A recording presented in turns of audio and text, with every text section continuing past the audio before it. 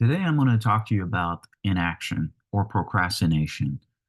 Why is it that we constantly push things for tomorrow? And why is it that we are disconnected from taking actions like every single day and we push our dreams away? Right. And what happens in that moment? What happens in the state of procrastination? So I'm going to give you that today, and I think it's going to help out too. All right. So there's few things that we do when we are in the state of procrastination, or I'll say inaction.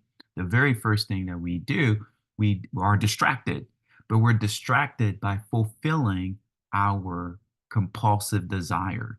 So what does that mean? That means that when you're in inaction, when you're complacent, you're more subject to fulfilling those desire. You're more subject to being distracted, like being really the word distracted means to be on track and off track and being taken away from the track, like kind of a train going, and then all of a sudden they get off track, they get distracted. So there's an attraction that happens with distraction. So there's something that's pulling you, but it's only pulling you because you're in inaction, right? You're not in action right now. So that's the first thing that happens when we're not really connected to our purpose, connected to some action. Okay. The other thing that happens, our mindset becomes this way: we defer action for the next day.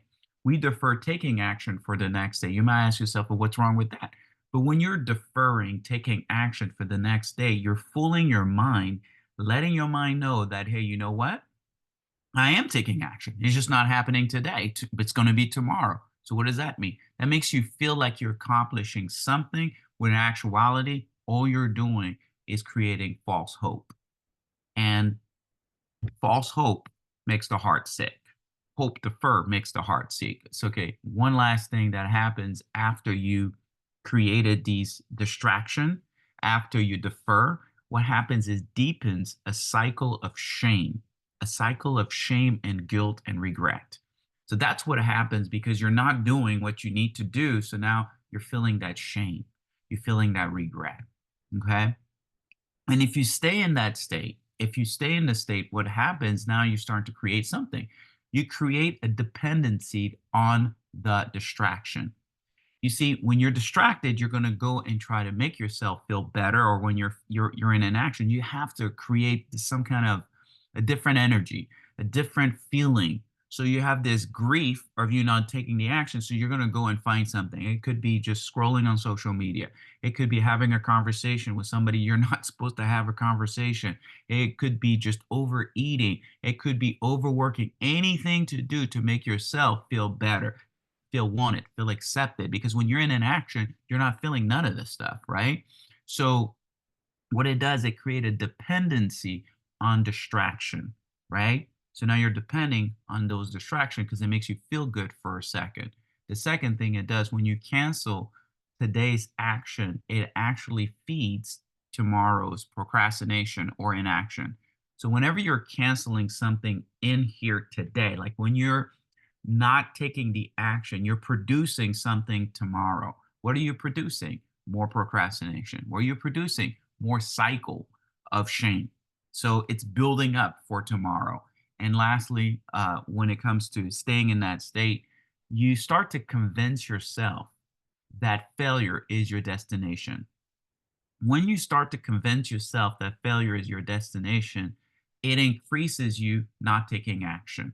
And when you start to convince yourself and subconsciously speaking, well, I can never do this. And you compare yourself to other people, I can never be like this person. I'm inadequate. I can't manage my situation right now. I can't do this. You're convincing yourself for not moving forward, but you're also convincing yourself that I will eventually fail.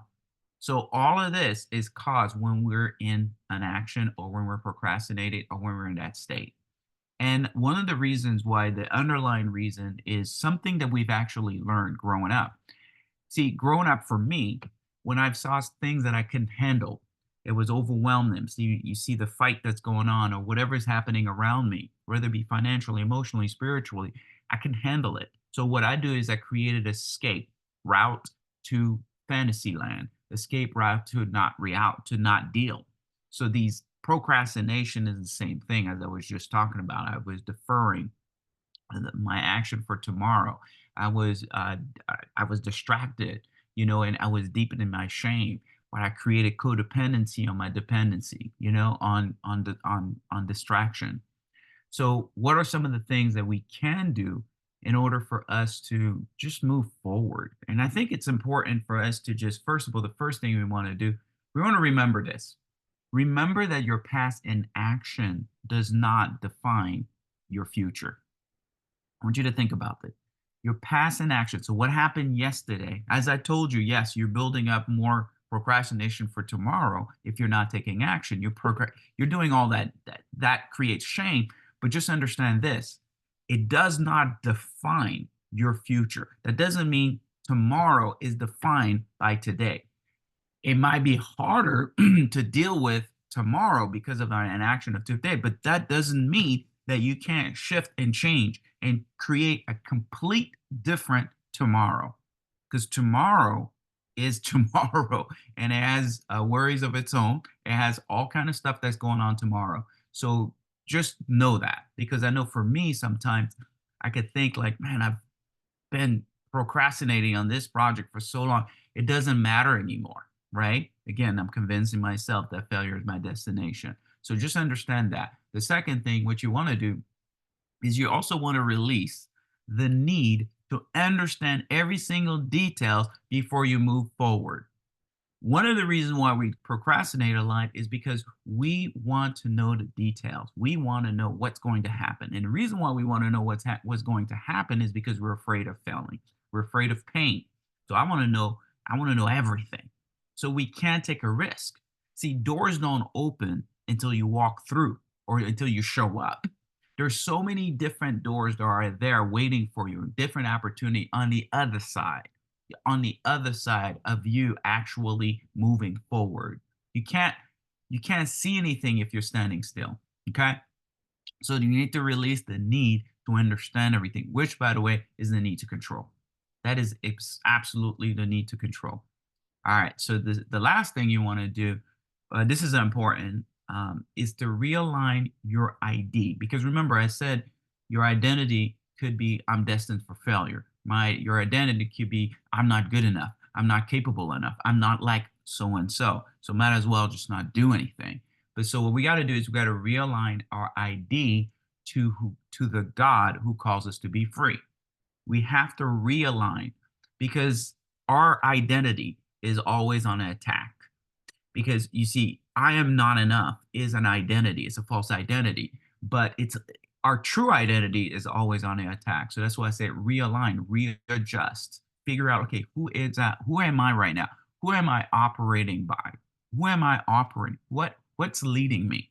Is it a lie that I was programmed as a kid that I'm not going to be enough, that I won't be able to do this, that I'm a failure? Because those lies are the one that creates limiting beliefs, and they're also the one that creates your destination. They're the one that creates your vision. They're also the one that creates how you communicate. So I just want to share that with you. Again, remember that your inaction of today does not determine what you do tomorrow. Also, remember that we need to release the need to understand all the details, understand everything before we move forward. And lastly, you do need to realign yourself, realign your idea, realign who you are, who you really are before the God that sets you free. Thank you so much for watching. Please do comment and share.